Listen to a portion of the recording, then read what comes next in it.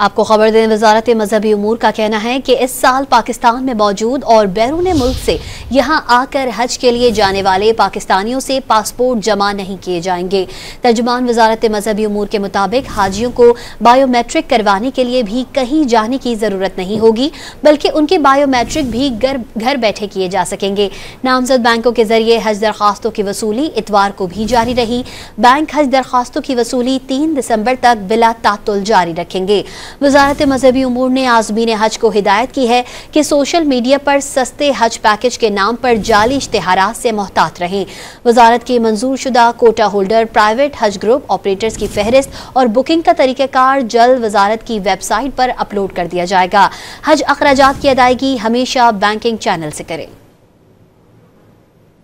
आपको खबर दें, वजारत मजहबी उमूर का कहना है कि इस साल पाकिस्तान में मौजूद और बैरून मुल्क से यहाँ आकर हज के लिए जाने वाले पाकिस्तानियों से पासपोर्ट जमा नहीं किए जाएंगे।